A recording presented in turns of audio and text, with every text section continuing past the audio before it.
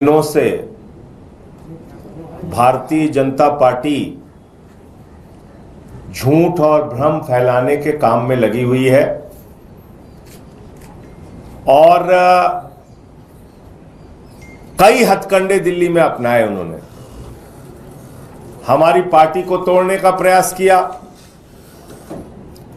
चुनाव लड़ रहे, 3 बार से चुनाव हार रहे, 27 साल से भारतीय जनता पार्टी दिल्ली में चुनाव हार रही है। तो जब चुनाव हार गए तो प्रयास किया आम आदमी पार्टी को खत्म करो, अरविंद केजरीवाल को खत्म करो, इनके विधायकों को तोड़ो, इनके नेताओं को तोड़ो। उसमें भी फेल हो गए। अब जब जीत नहीं पा रहे हैं तो कह रहे मुख्यमंत्री आवास पे कब्जा कर लो। तो मुख्यमंत्री के आवास पे कब्जा करने की नई लालसा और इच्छा, क्योंकि मुख्यमंत्री तो बना नहीं पाते, 17 साल से चुनाव हार रहे हैं, 27 साल से। 27 साल का वनवास बहुत बड़ा वनवास होता है। 27 साल से भाजपा ही चुनाव हार रहे हैं। तो अब वो मुख्यमंत्री के आवास पे कब्जा करना चाहते हैं। और ये बात मैं क्यों कह रहा हूं? केजरीवाल साहब ने घर खाली कर दिया, उसको लेके इन्होंने दुष्प्रचार फैलाया। ये वो प्रमाण पत्र है जिसमें साफ तौर पे लिखा है कि अरविंद केजरीवाल जी ने घर को खाली कर दिया। मुख्यमंत्री का आवास अरविंद केजरीवाल जी ने खाली कर दिया, यह उसका प्रमाण है, लिख के दिया हुआ है। दूसरी बात, मुख्यमंत्री के तौर पे आतिशी जी को उस आवास में जाना था, तो उन्होंने ये 2 पत्र है जिसके बारे में कहने के बावजूद वो मुख्यमंत्री का आवास आतिशी जी को अलॉट नहीं किया जा रहा है, जो कि दिल्ली के मुख्यमंत्री हैं। तीसरी बात, उन्होंने वहां पर मुख्यमंत्री का कैंप कार्यालय बनाकर मीटिंग शुरू की, तो वो मीटिंग करने के बावजूद वहां के स्टाफ को खाली करा दिया। कैंप कार्यालय भी वहां नहीं चलेगा। तो भारतीय जनता पार्टी जो चुनाव 27 साल से दिल्ली में नहीं जीत पा रही है, आम आदमी पार्टी को खत्म करने का प्रयास कर लिया, अरविंद केजरीवाल की राजनीति को खत्म करने का प्रयास कर लिया, आम आदमी पार्टी के नेताओं की राजनीति को खत्म करने का प्रयास कर लिया। तो अब जो चुनाव नहीं जीत पाते, मुख्यमंत्री नहीं बना पाते, वो मुख्यमंत्री के आवास पे कब्जा करना चाहते हैं। जहां तक ये फैलाया जा रहा है चाबी नहीं दिया, वो भी एक झूठ है, उसका भी प्रचार कर रहे हैं भाजपा। तो कुल मिला के ये जो एक भ्रम और झूठ भाजपा के लोग फैला रहे थे, उसके संबंध में आप लोगों को जानकारी देनी थी। इनका नाम ही भारतीय झूठा पार्टी है, झूठ बोलने के अलावा कुछ करते नहीं। केजरीवाल साहब ने, पहले भी मैंने बताया था, मुख्यमंत्री आवास उन्होंने खाली किया और ये उसका लिखित प्रमाण है, सरकारी प्रमाण है। इसमें लिखा हुआ है कि अरविंद केजरीवाल जी ने मकान खाली कर दिया। संजय जी, सवाल ये है कि अगर कांग्रेस से अलायंस पार्टी का, तो क्या सर आपने एक बड़ी बात बोली कि उनका अलॉट नहीं किया जा रहा है, तो क्या आधिकारिक तौर पर उनका अलॉट नहीं किया गया? नहीं किया गया। तो अभी वो जो नहीं किया गया, उसमें भाजपा वाले कब्जा करना चाहते हैं। मुख्यमंत्री का आवास, चुनाव जीत नहीं पाते, कम से कम मुख्यमंत्री का आवास ही कब्जा कर लें, ये भाजपा की कोशिश। सर वो तो शिफ्ट हो चुकी थी, तस्वीरें आई थी वहां पे, तस्वीरें आई थी, मीटिंग लिया था कैंप कार्यालय में, बावजूद इसके उनको अलॉट नहीं किया जा रहा है और वहां से कैंप कार्यालय भी खत्म कर दिया गया है। और अभी कहाँ है आतिशी, फिर अगर उनको अलॉट नहीं किया गया है तो आधिकारिक तौर पर? अभी भाजपाइयों से पूछिए, वो बताएंगे आपको। बीजेपी जो आरोप लगा रही है, आपने जो बोला कि उनका आरोप है कि सीएम हाउस खाली करने की प्रक्रिया होती है, चाबी हैंडओवर किया जाता है, फिर उसको वहाँ पे निरीक्षण होता है। ये क्या है भैया, नए सिरे से लौटा- पढ़ लीजिए आप इसको, मैं पढ़ देता हूं। This is to certify that Sri Arvind Kejriwal, ex-chief minister, has vacated the government accommodation on dated 4/10/2024 after resigning from the post of chief minister of Delhi and has no dues pending against him with regard to payment of electricity, water, gas, telephone bills till date। ये तो साफ साफ लिखा हुआ है। किसने जारी किया सर? ये चिट्ठी ले PWD department, government GAD department का है। सर आतिशी जी ये देख लीजिए आप। कितनी बार पत्र लिख के उस घर को अलॉट करने के लिए कहा है आतिशी जी ने अभी तक, और जवाब क्या आया है? ये डेट दोनों मैंने बता दी आपको, 8 तारीख को और एक 8 तारीख का है, 8 अक्टूबर।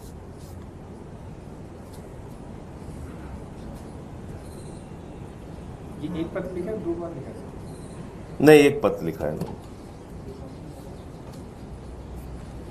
सर कितनी बार पत्र लिखा है मुख्यमंत्री ने उस 6 फ्लैग स्टाफ को अलॉटमेंट के लिए? नंबर 1, नंबर 2, जो तस्वीरें आई थी कि उसकी और डिटेल आपको मिल जाएगी। मैंने आपको ये पत्र जो दिखाया है, इसके बावजूद मैंने आपको बताया कि कैंप कार्यालय की तो तस्वीर आपने देखी थी, मीटिंग लिया था वहां पे, तो उसको भी खाली करा दिया गया, मकान भी अलॉट नहीं किया जा रहा है, तो जबरन कब्जा करने की कोशिश है उस मकान पे जो लोग चुनाव नहीं जीत पाते 27 साल से। उनका सामान जाने की तस्वीरें आई थी, तो क्या सामान अभी वहाँ है उनका, या उसको भी हटवा दिया? हाँ, उनका सामान है, और सामान जाने की जो तस्वीर आई थी तो उनका सामान है वहां पे। तो अब देखिए उस सामान के साथ क्या करते हैं लोग। सर कल हरियाणा उस सामान की चोरी करते हैं, डकैती करते हैं, गायब करते हैं। भाजपा ही कुछ कर सकते हैं। सर हरियाणा के नतीजे आए हैं जो फाइनल टैली है, उसके हिसाब से करीबन 5 सीटें ऐसी हैं जिस पर आपकी वजह से कांग्रेस को बड़ा नुकसान हुआ है। नतीजे ये कह रहे हैं कि अगर गठबंधन में चुनाव लड़ा होता तो शायद कांग्रेस को फायदा होता। देखिए, पहली बात तो मैं बार बार ये कहता हूं, मुझे वो थर्मामीटर आज तक नहीं मिला जिससे ये तय हो कि हम इस पार्टी का वोट लेते हैं या उस पार्टी का वोट लेते हैं। मैं सीधा उदाहरण दिल्ली का दे रहा हूं। दिल्ली के अंदर 2013 में हमको 28 सीट मिली, भारतीय जनता पार्टी को 32 सीट मिली, कांग्रेस पार्टी को 8 सीट मिली, और 1-2 निर्दलीय जीते थे। उसके बाद 2015 के चुनाव में हमको 67 सीट मिली, बीजेपी को 3 सीट मिली, कांग्रेस पार्टी को 0 सीट मिली। यानी कि कांग्रेस बीजेपी दोनों का वोट आम आदमी पार्टी को 2013 में भी मिला, 2015 में भी मिला।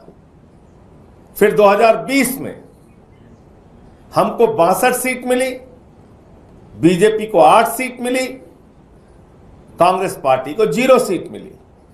2020 में हमको कांग्रेस बीजेपी दोनों का वोट मिला। तो हमको दोनों पार्टियों का वोट मिलता है क्योंकि आम आदमी पार्टी का जो मॉडल है, हमको जाति धर्म की राजनीति तो करते नहीं, हम शिक्षा की, स्वास्थ्य की, बिजली की, पानी की, इसकी बात करते हैं।